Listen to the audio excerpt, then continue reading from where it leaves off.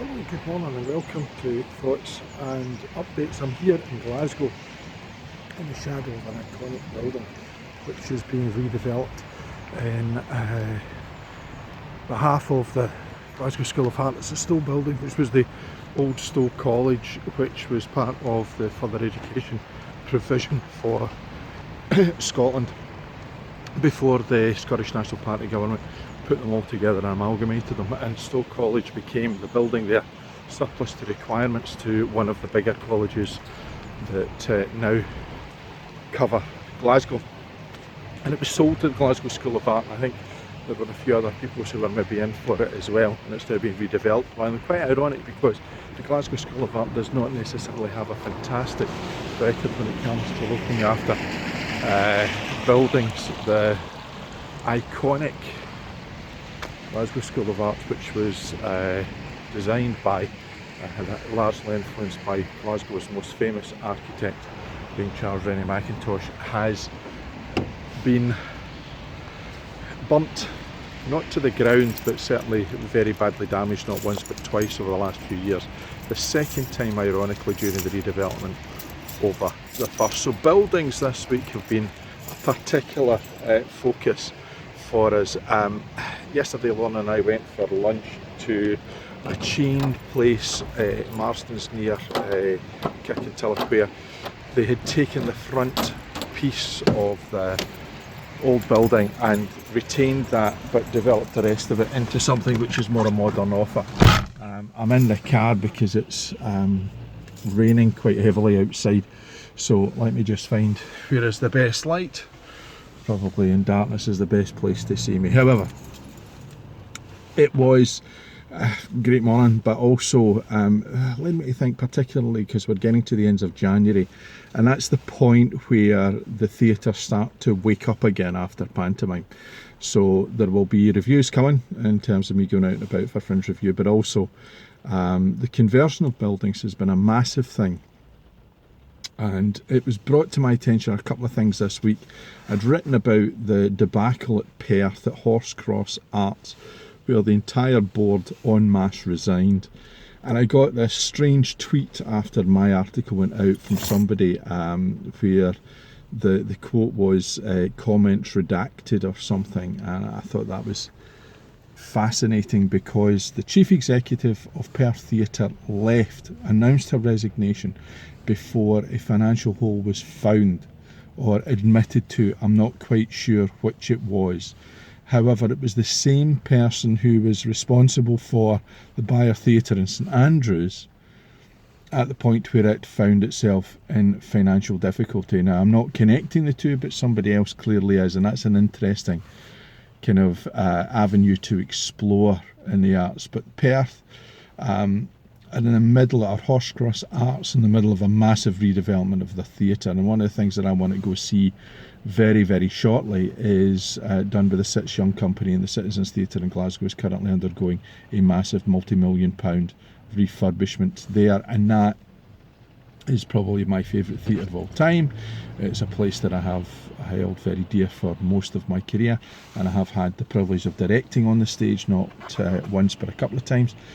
And the new glass-fronted building is something that I will return to at some point, I've no doubt, but it fills me with horror and dread, maybe because I'm just getting old. So, buildings and conversions and so on are really kind of important. I also mentioned last week, by the way, that down in Ayr, the old Borderline Theatre Company building, which, I mean, I'm sitting here calling it the old, and it makes me feel even older because I was involved not right from the very beginning, but close from the very beginning up until midway through its own, midway through the time that it's spent there. It's now based Borderline at the Gaiety Theatre, but it's been taken over, or the responsibility for trying to get something together to make it work has gone into community hands. Massive thing, which of course is important to everybody who's involved in it. What we also have had this week, not a lot of boxing, as I think I mentioned last week. There's not a lot going on at the moment, which is a bit of a pity and a bit of a shame. where what we have is lots of chats and talks. And one of the things that I think is probably blown up recently has been Josh Taylor's move from Cyclone Promotions over to Top Rank in America. Now, considering that this is on the back of the Carol Frampton court case that's due to either be settled or come to court at some point, it's interesting to see that Taylor and Cyclone Promotions under the McGuigans have drawn up their battle lines, potentially to end up in a courtroom battle. And I mused in my column over the weekend there that that's probably going to be one of the biggest fights of 2020, not least because it will probably expose the machinations behind what has been happening or what does happen in the boxing world, but also potentially why it is that Carl Frampton felt that it was necessary for him to leave as well.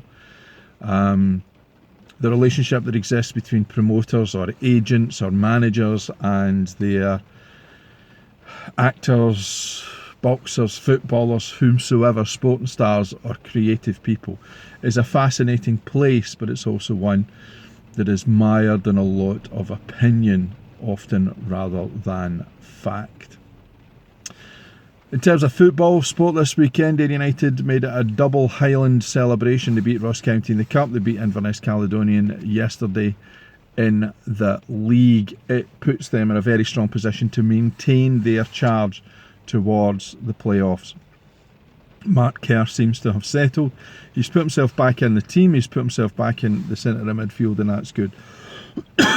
What was also interesting was a bid being made for wee boy Forrest, the brother of the Celtic winner, possibly Livingston, maybe hooking up again with Robbie Crawford, his old mate, who he was working alongside and developing through the academy at Ayr United. So there's a tie-in there that will make him probably more likely to go to the likes of Livingston in the Premier League than anywhere else. But he's getting a lot of pelters, and indeed the club, for him even contemplating such a move. And I look at what Lawrence Shanklin did last year. He went to Dundee United, and I think it's been a fantastic move for him. It means that he has continued to have his 20 plus. I think he's in 26 goals this season.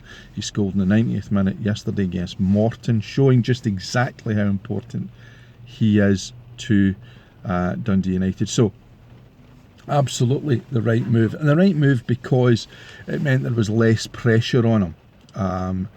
We also have this week probably the real terrible feeling that this is the last time I'll broadcast as sitting in a nation state of the European Union. On the 31st of January, contrary to the wishes of Scotland, we will leave the European Union. It's a sad, sad day on the 31st of January when that happens, for a variety of reasons. We'll leave a Commonwealth and Community of Nations and we go it alone, believing that we are big enough in order to do something with ourselves. And I don't think that's the case. I think that we are going to find ourselves struggling to get the types of wonderful deals that our British government are telling us are just around the corner. Oven baked, you might say. It's going to be taken with glee by those who believe that it should happen, and it's going to be taken very hard by those of us who believe that it should not. We are in many ways a divided nation. As far as Great Britain, or the United Kingdom of Great Britain and Northern Ireland, is concerned. I think it's been a greater divide than the independence referendum, but that might be prejudice speaking on my part. I don't know.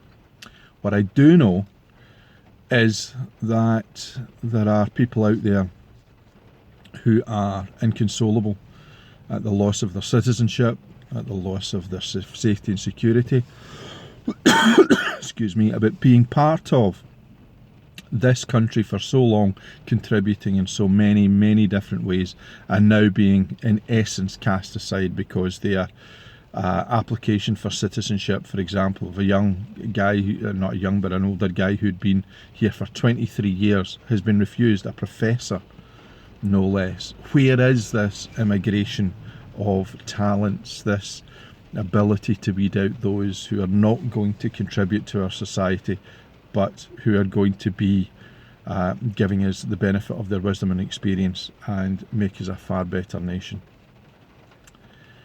It's only one example, and of course it's difficult to then extrapolate from that some kind of political theory, because behind that it's just a bogeyman, it's a one person, it's all the rest of it. In other cases it is proving to be successful, but it's not just one person, it's a whole host of people, and there are many examples on a daily basis coming into our newspapers, and it's sad.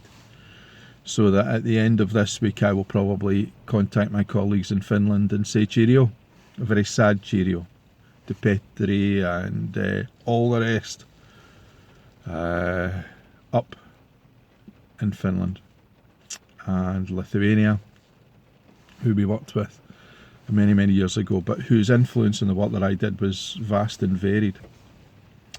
Finally this week, some of the things that I've also been doing is I've been, nice shiny car, lights. One of the things that I have been doing is that I have been looking forward to what's coming next, and I also was looking back yesterday for Ringside Report for Brad Alfredo Evangelista, heavyweight from Uruguay. Scots are not great Uruguayan friends. The Uruguayans who we played in Mexico in the World Cup were not particularly sporting. Also, Luis Suarez is the most recent Uruguayan superstar in British football, who tend to have a great appetite for the game, or at least for his opponents. So it was a very interesting piece of research looking at a guy who fought Larry Holmes and fought Muhammad Ali, lost both. The Muhammad Ali fight was called the most boring fight ever. It wasn't, but it wasn't great. So that was interesting. I've also been doing a bit of research on some of the interviews that I'm going to have this week. Hopefully catch up with Scott Allen and also the team behind Adrift at the Citizens Young Theatre Company. I've also been doing some reading, which I can kicked myself out of doing any kind of reading at all for pleasure, but doing a lot of reading for work and so on. But I have been going back to John Creasy, an interesting individual who was one of our most prolific crime writers, wrote between 6 and 7 a year. And Inspector West, I read A Beauty for Inspector West, set and written in 1954, which was absolutely fantastic and fascinating and well worth the read, and I've got a couple off the shelf in order to back those up and come next. I'm about to read the 1970 Booker Prize winner. I can't remember the name of it off the top of my head, but it's apparently a fantastic novel and I'm looking forward to it. And that leads to two people we've lost this week. Christopher Tolkien, the son of Tolkien himself, who was involved in finishing off some of the unfinished tales and carrying on his father's legacy, and also doing a lot of the illustrations in Lord of the Rings and The Hobbit. And Terry Jones from Monty Python. I wasn't a great Monty Python fan, my brother was, but losses nonetheless. So although I've not got a graveyard this week, and I'm not talking overly about death, I at least do finish with a couple of obituaries to keep us in a 2020 mood. The greatest death, however, is the one that's coming the 31st of January, where we will remove ourselves from a Commonwealth of Nations, leaving 27 states behind us, who I'm sure will not mourn the loss of people like Nigel Farage and Boris Johnson, but will know that there are others whose loss should be mourned, because we in Scotland will certainly mourn theirs. So, till next week, bye for now.